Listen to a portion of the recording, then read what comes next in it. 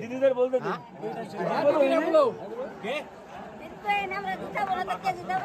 হ্যাঁ বটেই তো, সেই তো আপনারই তো যেতে হবে। ভালো করে ভালো মার্জিনে যেতে হবে এখান থেকে, ভালো মার্জিন দিয়ে যেতে হবে। যখন থেকে করোনা আরম্ভ হয়েছে তখন স্কুলে পড়া পঠন পাঠন সব শিক্ষা কোনো শিক্ষা নাই। আমার ছেলে যেমন এইটে পড়ে, আমার ছেলে পিলে স্কুলে যায় এখানে এখানে গোসকালিকাপুর বলে স্কুলে যায়, আব্বা পড়া নাই, পড়া হয় না, না পড়া হয় না। মাস্টার নাই, মাস্টার 42 সাল মাস্টার ছিল, এখন মাস্টার আর হচ্ছে মাস্টার কোনো কাজ নাই। এই তো একটা বক্স থাকে খেলাধুলায়। ও তোরা কি স্কুল ছিল না আজকে? স্কুলে গেছিলিস আজকে? কোনো পড়া ক্লাস হয়, সবগুলো ক্লাস হয়? স্কুলটা পড়াশোনা কিছু হচ্ছে না স্কুলে। মহিলারা দেখবে বলছে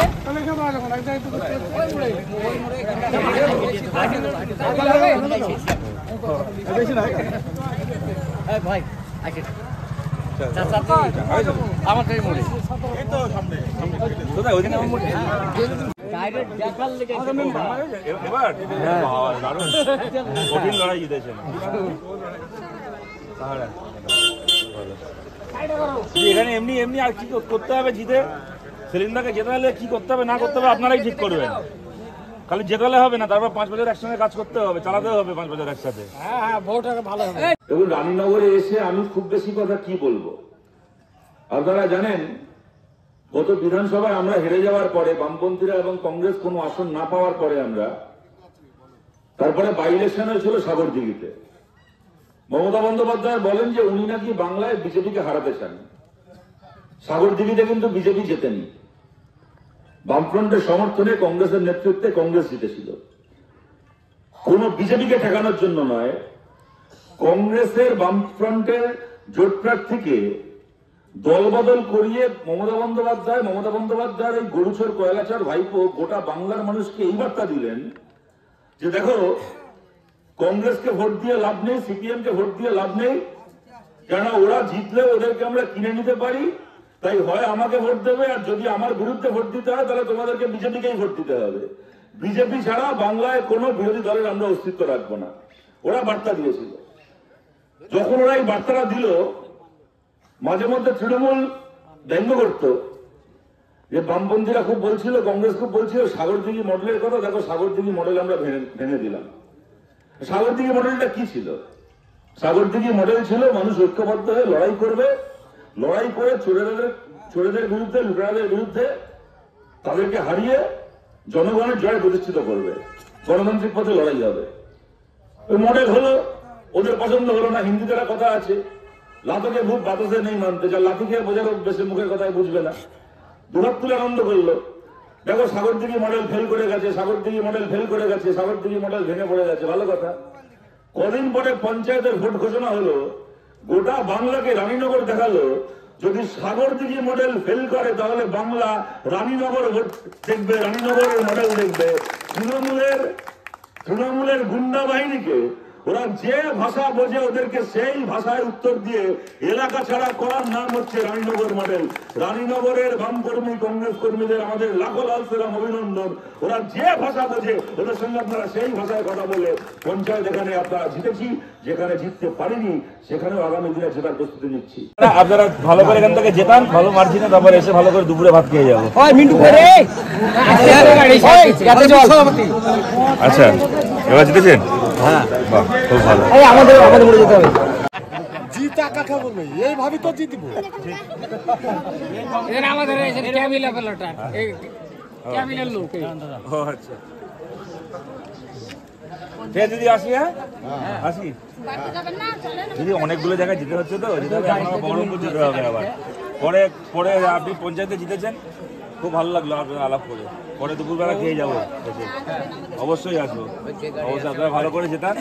হ্যাঁ আসি। হ্যাঁ, কোনদিন মুর্শিদাবাদে বামপন্থীরা জেতার পরে কখনো অজিত চৌধুরী করে বামপন্থী পঞ্চায়েত মেম্বারকে ফোন করে এই চাপ দেয়নি, এই প্রলোভন দেননি যে তুমি বামফ্রন্ট থেকে জিতেছো, তুমি দল বদল করে কংগ্রেসে চলে আসো। আর মালদায় কখনো কংগ্রেসের কোন নেতা জেতার পরে সেখানে আমাদের নেতারা কখনো ফোন করে কংগ্রেসের পঞ্চায়েত মেম্বারকে দল বদল করতে বাধ্য করেনি, তাকে চাপ দিতে বাধ্য করেনি। এই নোংরামি রাজনীতি কোনোদিন বাংলায় ছিল না। বামপন্থীরা লড়াই করেছে, কংগ্রেস লড়াই করেছে, যার যেখানে জেতার সে সেখানে জিতেছে, তারপরে মাথা উঁচু করে 5 বছর কাজ করেছে। কেউ কারো দল ভাঙাতে যায়নি, কেউ কারো দলের জেতা পঞ্চায়েতকে, জেতা পুরসভাকে দখল করতে যায়নি। আর তৃণমূল এখানে কি করলো? আপনার লজ্জা করে না মমতা বন্দ্যোপাধ্যায়? যে পঞ্চায়েতে ধরুন 10টা আসনের মধ্যে 7টা আসনে আপনি এমনি জিতলেন, সেখানেও আপনার চোর ভাইপো ডাক দেয় বিরোধী শূন্য পঞ্চায়েত করতে হবে। কেন না? পঞ্চায়েত বিরোধী শূন্য হলে মাল কামাতে সুবিধা হবে, পয়সা কামাতে সুবিধা হবে। পঞ্চায়েত যদি আমি জিতি, তাহলেও তো কিছু মেম্বার হবে বিরোধীদের, তারা পঞ্চায়েতের মিটিং এ বসে হিসেব চাইবে, তারা বিডিওর কাছে গিয়ে কাজের হিসেব চাইবে, খরচার হিসেব চাইবে, 4টে প্রশ্ন করবে। আর পঞ্চায়েতকে যদি আমি বিরোধী শূন্য করে নিতে পারি, তাহলে আমার হিসেব চাইবার কোনো লোক থাকবে না, হিসেব দেওয়ার কোনো লোক থাকবে না, মনের আনন্দে দুহাতে করে কমবে খেতে পারবো। এই রাজনীতি চালু করলেন মমতা ব্যানার্জি পশ্চিমবাংলায়। এর বিরুদ্ধে যে লড়াই, এই লড়াই একা সিপিএম এর লড়াই নয়, কংগ্রেসের একার লড়াই নয়। আমরা বলছি তৃণমূলকেও যে মানুষ ভোট দিয়েছিলেন, দেখুন তৃণমূলের নেতাগুলো চোর হতে পারে। আজকে পার্থ চট্টোপাধ্যায় চুরি করে থাকতে পারে, কিন্তু পার্থ চট্টোপাধ্যায়কে ভোট দিয়েছিলেন বেহালার যে সাধারণ মানুষ, তারা চোর নন, তারা কেউ আমাদের শত্রু নন। এখানে বাপুদা বলার সময় বলছিলেন এখান থেকে আবু তাহের জিতে গিয়ে আবু তাহের এখানে দুর্নীতি করে থাকতে পারে।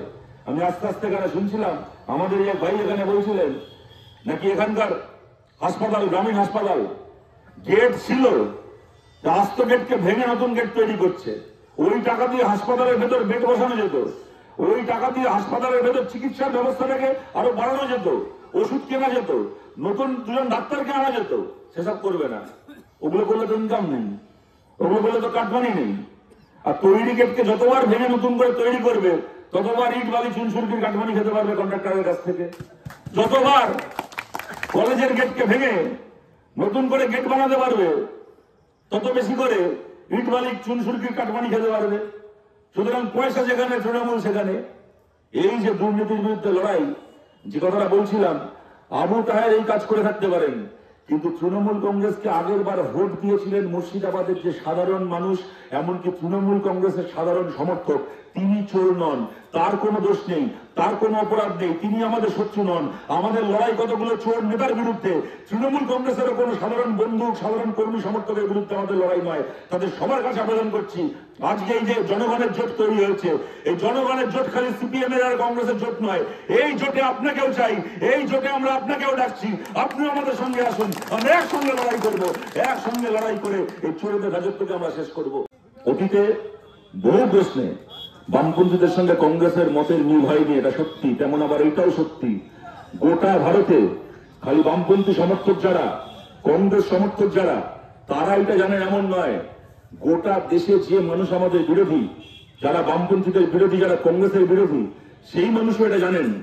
যদি কোনোদিন এমন দিন আসে যেদিন বিজেপি RSS দেশের বাকি সব পতাকাকে কিনে নেবে, দেশের বাকি সব দলকে কিনে নেবে, তারপরও শেষ যুদ্ধের দিন যদি ভারতের মাটিতে 2টা পতাকা থাকে বিজেপির বিরুদ্ধে, RSS এর বিরুদ্ধে, তাহলে একটা হবে কমিউনিস্ট পার্টির লাল পতাকা, আর একটা হবে জাতীয় কংগ্রেসের তেরঙ্গা পতাকা। এই 2টা পতাকা কোনোদিন বিজেপির সঙ্গে বোঝাপড়া করবে না, এই 2টা পতাকা কোনোদিন RSS এর কাছে বিক্রি হবে না। বিজেপির বিরুদ্ধে, RSS এর বিরুদ্ধে যে মানুষ, সেই মানুষের সাচ্চা বন্ধু হচ্ছে লাল পতাকা, জাতীয় কংগ্রেসের তেরঙ্গা পতাকা। এর চেয়ে বিশ্বাসযোগ্য বন্ধু, এর চেয়ে বড় ভরসা করার মতো বন্ধু আর ভারতে বিজেপির বিরুদ্ধে লড়াই আর কেউ নেই। ও এটা তোমার বুথ?